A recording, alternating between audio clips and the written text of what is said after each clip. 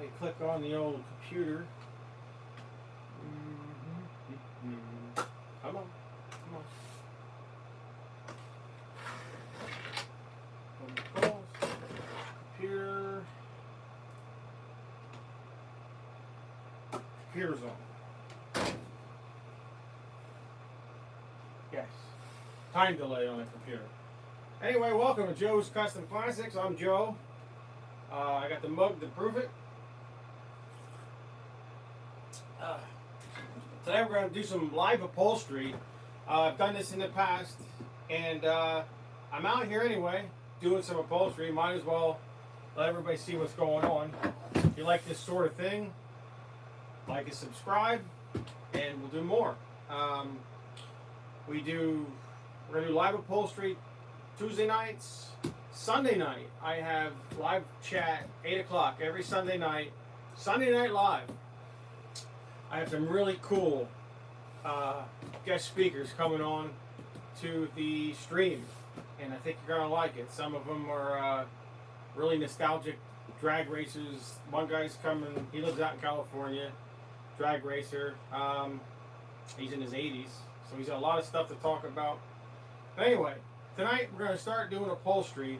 Now normally when I take a car, I'm either going to customize the car 100%, or I'm going to restore the car, the interior, to, stock, to its factory interior. And in this case, we're working on the 67 Charger's interior. If you're not familiar with the 66, the first generation Chargers, the interiors are endless. Flip down seats, buddy seats, the rear folds into the trunk. You could actually, I guess they designed it, you could camp in the car, I don't know. But anyway, it's big, there's a lot of stuff going on inside the interior. Now, we're going to take this is the rear, one of the rear back seats, and this is the bottom. I already did the bottom. As you can see, the color difference. We kept it the same pattern exactly. This is kind of faded, and obviously it's 57 years old. So I jazzed it up with a little bit brighter color. This is a cardinal red interior, and all of it's all custom made.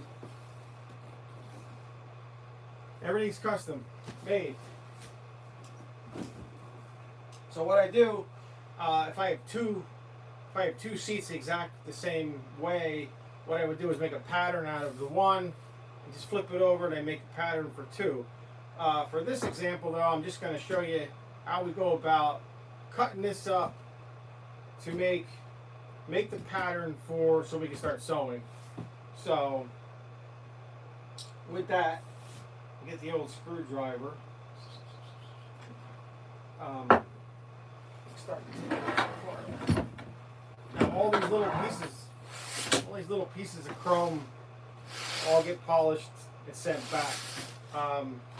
This is they make a carpet kit for this. The carpet kit for the entire car is extensive. There's a lot of carpet that has to be replaced on the bottom of the doors, the trunk, the flip down lid. So we're gonna have to get some carpet.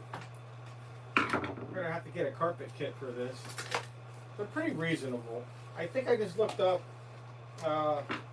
A carpet kit for this Charger, I think it runs about 600 bucks, which isn't bad, and that's today's money. So, about 600 bucks for the whole carpet. Now, when I put carpeting in, I usually put Dynomat or some type of insulation sound deadener. You don't necessarily need to use Dynomat. Once you put the carpet down, nobody's going to know what you put there, but I like to use Dynamite. It's a good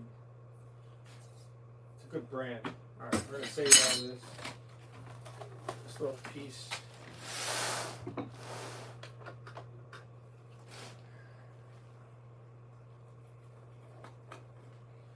Now, if you go back in my videos, if you're new to this channel, obviously go back and you can search all the other cars that I did interiors on. I did a lot of,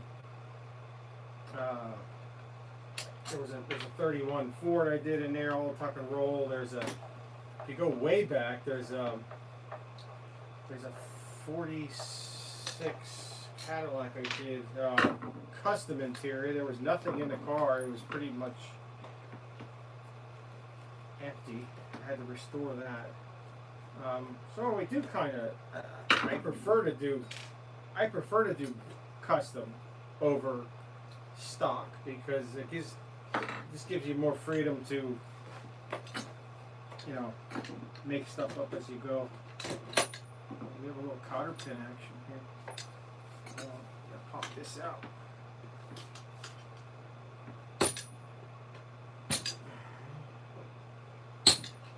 Go. Cotter pin.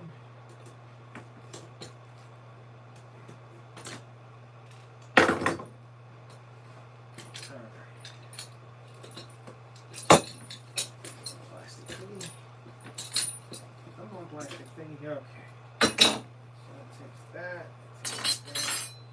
I gotta keep all this stuff separate so you don't mix it up.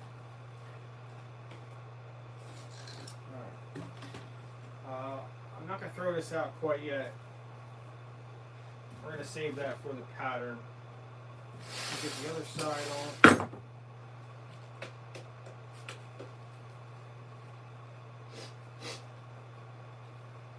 Yeah, normally I'm out here doing this.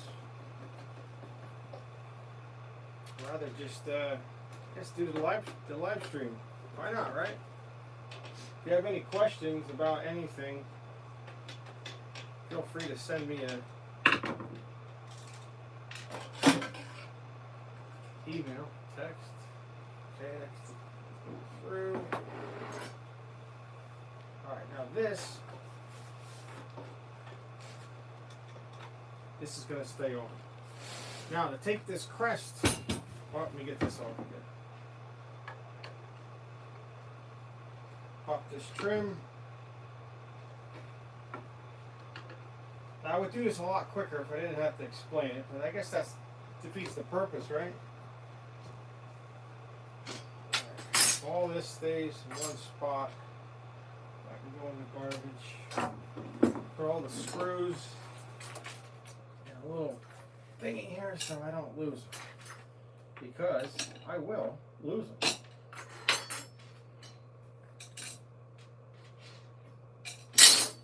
Alright. So now this little emblem thing here, we're going to take this, there's a little door here, pop this door off. That should give me access to the back of that. And then we can take that apart. That's probably going to go right back on. I'm just going to clean it up. I don't think they make an aftermarket piece for that. I know Classic Industries has a lot of stuff, but they don't make a lot of parts for the early first generation Chargers. Usually it's the 68s, 69s, and 70s. You could buy anything pretty much for it. Wow. I guess if you have a lot of money, you can do anything you want, right? Alright, so I take the little cover off.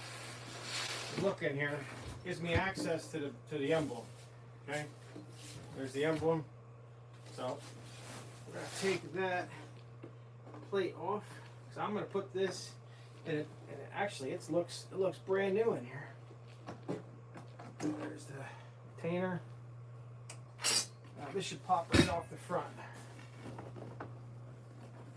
There it is. And that's in good shape. I might even be able to redo that. We're going to clean this up. That's going back on. Keep in mind, this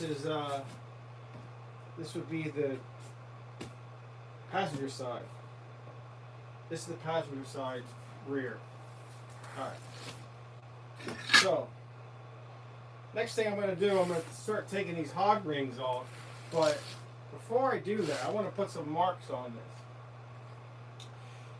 This seat's not really that extensive. It's not like, you know, I'm taking apart a bucket seat. Bucket seats are a lot of moving parts to them.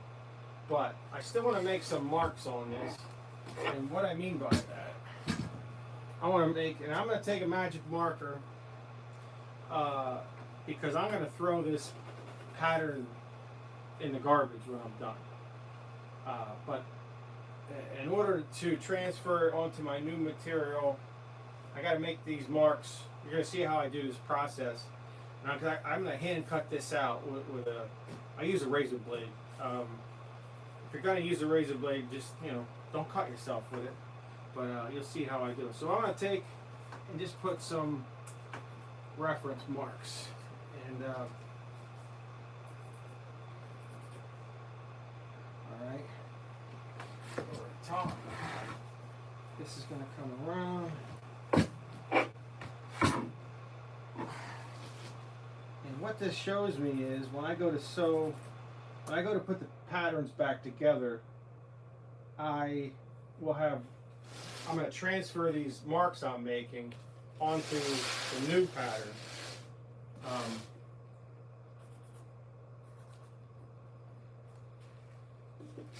And it just something so you don't, you line everything up when you're sewing it. That way when you're sewing it, it doesn't get one side shorter than the other. You want to make sure everything's symmetrical, and you got to take your time. You're gonna screw up, and you know, any upholstery, I mean, it comes with a lot of experience, and the more you do it, the better you get at it. But even something that you know you think is perfect, there's still things wrong with it. Nothing's going to be exact, you know. It's just human, you know, but you can do the best you can. The average person that, you know, looking at the car isn't going to see it, but you do your best. You do your best to try not to make mistakes, and you can go back. You can go back and, you know, fix it. The back of this seat has little metal clips that, instead of using hog rings, it's glued. This is actually glued, and it's pushed over. I'll show you. This guy should work good. Let's see. Yeah, they have these little clips here that are in. They fold, just pull these straight up, and then these pop up like that. Just gotta pop these out. Now, what I like to do, one night I'll come out and I'll do all the patterns. Then the next night I would pull all my foam and my vinyl out and cut everything into pieces and glue it. And then, you know, the next step, I do everything at once. That way I'm not getting the glue out all the time, and I'm not, you know what I mean? It's just got to be a little efficient at it. Especially when I got a lot of projects at one time sitting here. You don't want to get things mixed up. Like I have the bins. I put the bins for all the screws. I put them in a bag, and then I know which car gets the screws that are in that bag, because I have out in the garage there must be 20 parts bins filled with different car parts and stuff, and you don't want to get everything mixed up.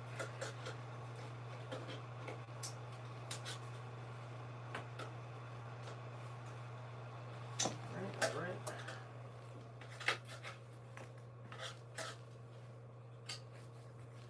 No, we're not playing Taylor Swift. Thank you.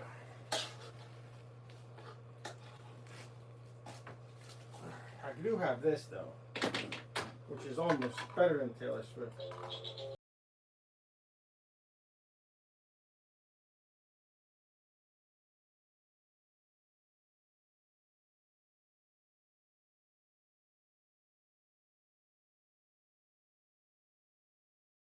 That this bottom piece here is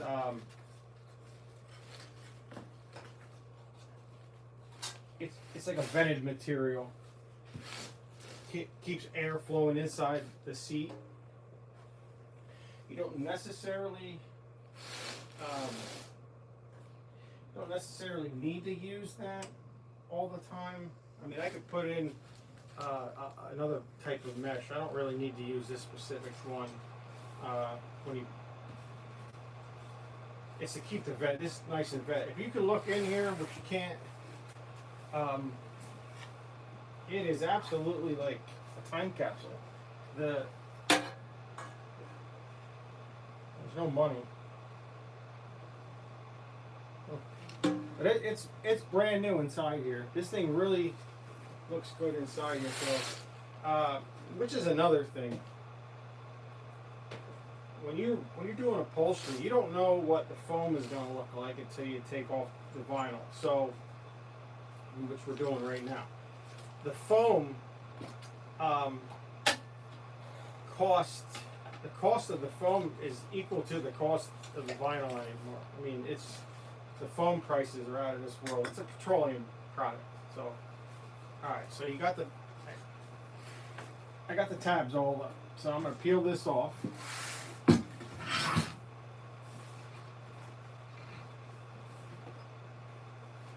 Okay.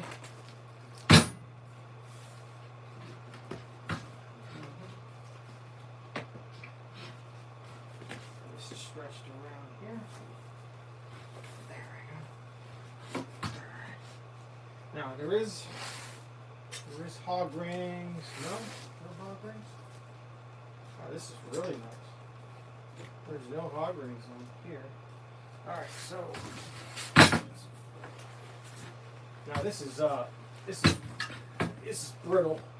Normally the old vinyl is going to crack, and it's really very brittle compared to the newer, a new piece. I mean, it is 57 years old. So this is in great shape.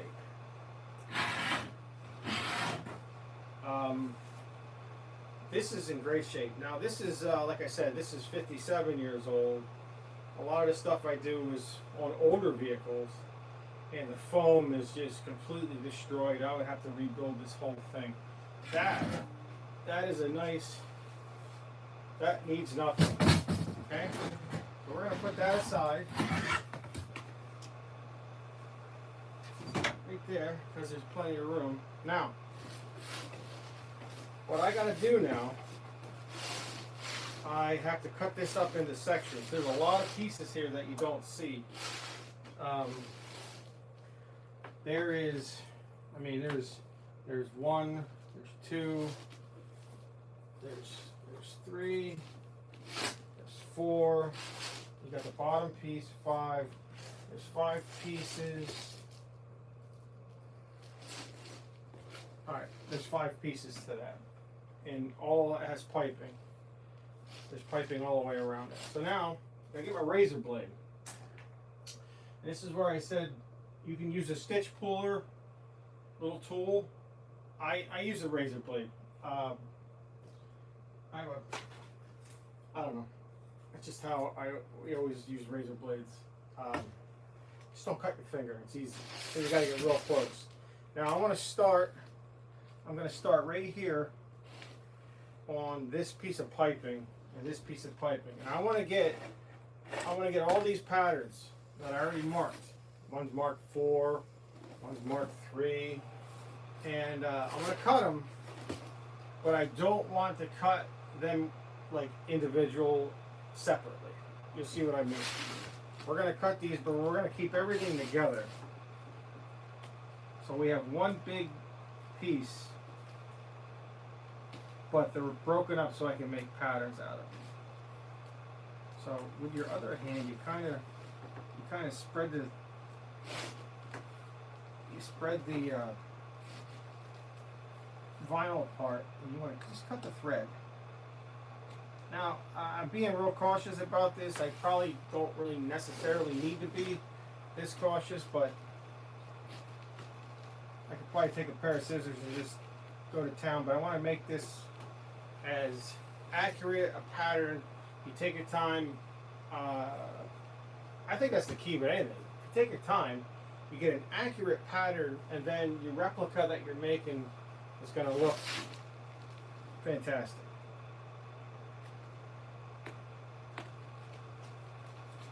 For those of you that watch the show Sunday, I did get the shocks on the car. Yeah, that was a fun day. Or that was today. But I'm saying that was fun. The ones I took out of the box were leaking, so they were shot right out of the box. So they're going back. I had to run to Napa and got a whole nother set. But,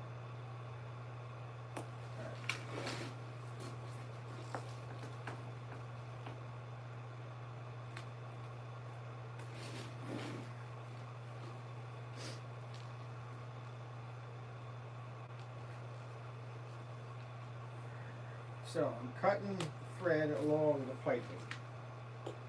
There we go. Once you get it going, you can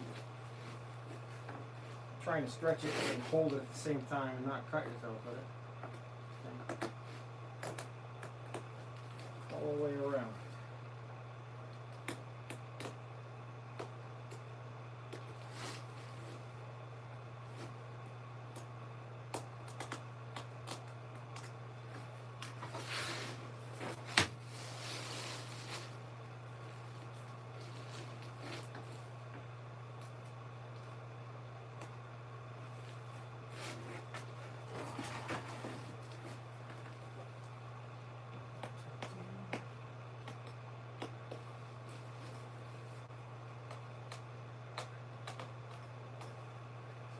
Yeah, Wednesday nights or Tuesday nights, I might just come on and just do my sewing Tuesday nights or Wednesday nights. Sometimes it's not feasible, but sometimes I gotta do it a lot more than just Tuesday nights and Wednesday nights. But I like to break it up so I'm not doing the same thing every night. And not just upholstery. I mean, I've been restoring cars since I was a kid, and I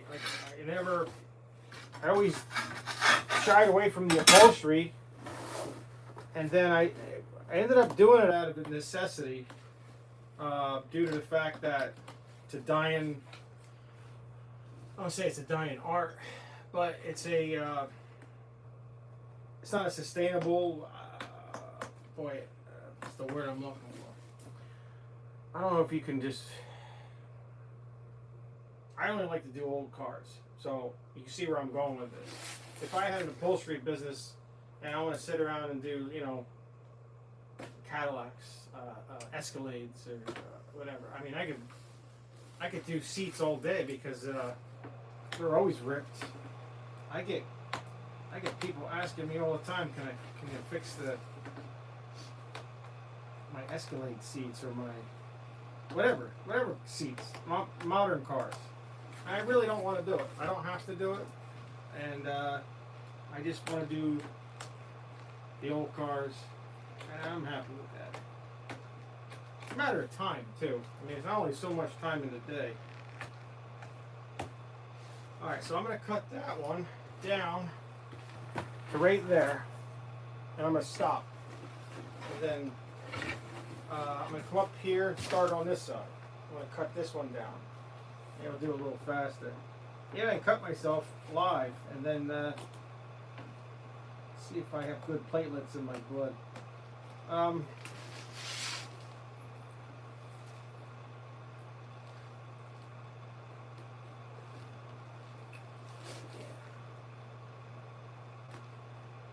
Now, if I was doing a custom seat, let's say,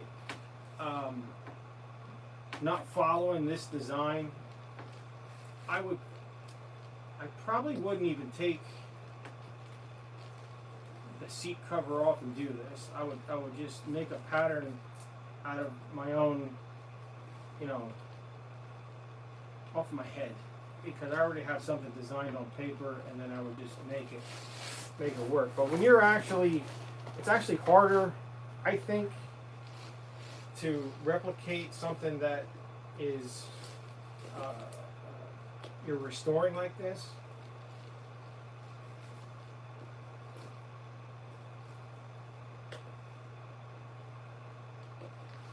Because basically the seat, the size of the seat, the size of the foam, that's going to stay the same. You're going to change your design, your pattern, more than anything.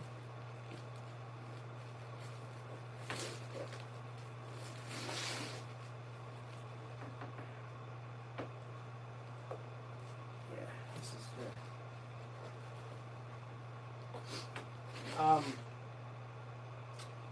And seats from the 30s, 40s, 50s, okay? Once you get 60s and 70s, it's a completely different, everything, obviously the design, the colors, everything's different about it. It's not all the same, you know? The Naga highs they used back in the 50s,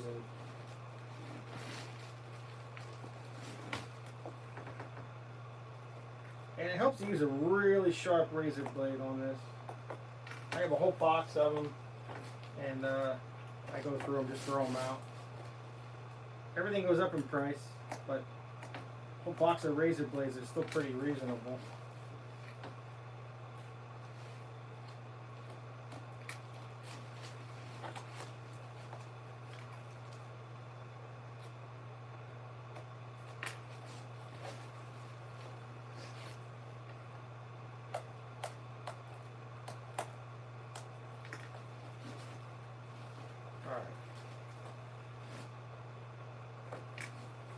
I know you can't feel this, but this material is just dry. It's just shot. It's cracked. It's actually cracking, and that's what happens to the older cars more than anything. I mean, other than the mice getting in there, the actual threads, like the threads I'm cutting right now, are so dry on this that they're just breaking right off as I cut them.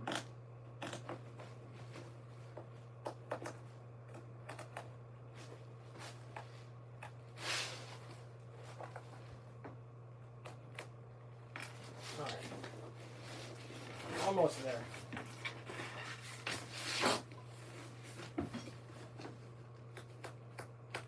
Kind of like want to pull it and cut at the same time, it goes quicker.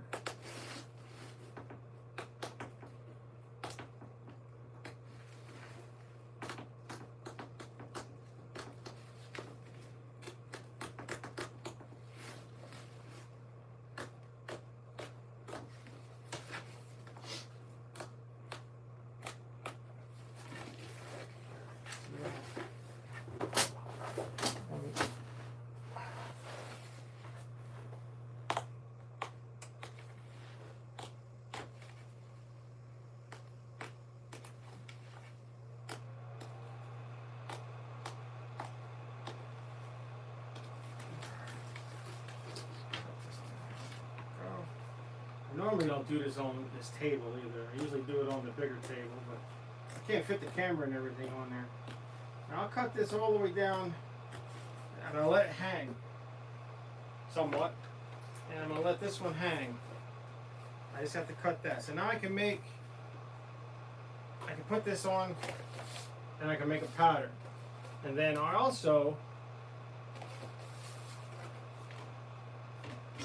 can make this guy, cut this guy out. I can mark this one too.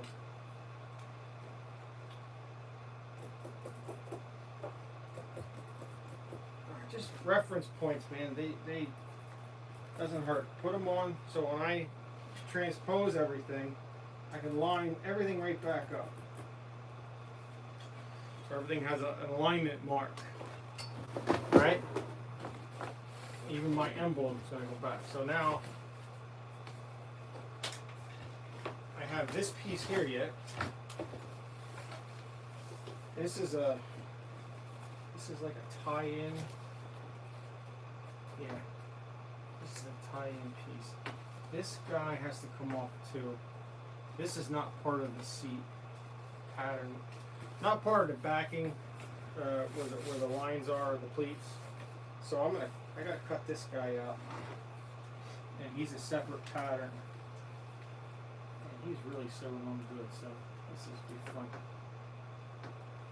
Live Tuesday night, I cut myself, right? Knock on wood, I haven't really. Alright,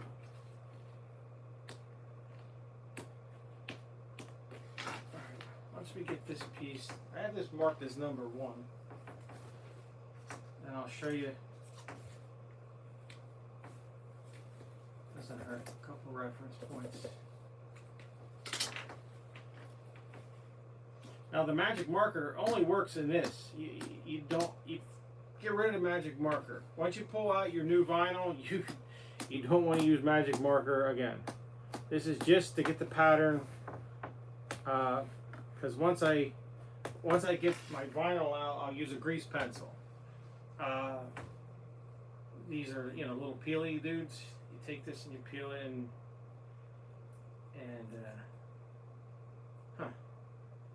these are Chinese, so get a whole box of them.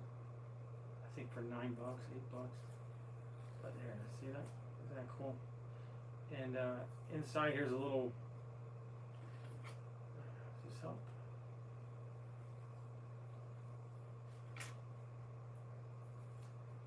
Oh.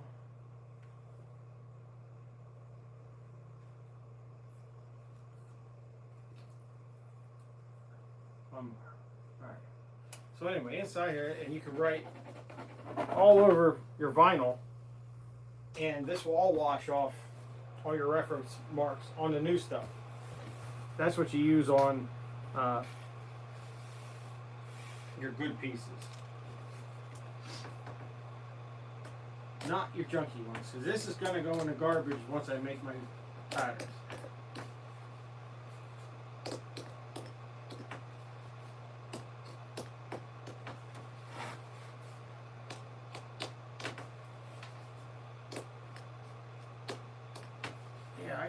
The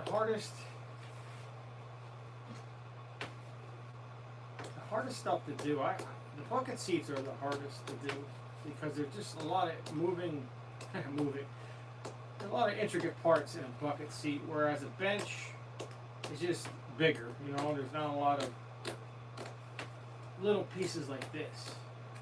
This little piece here is going to have to be fabricated, and it's going to be. And it's folded over, so this piece is actually about 3 inches, but it's folded up like that. All right, so that is your timeout. Salute. So this is your seat pattern. I'm going to take this. Not necessarily tonight.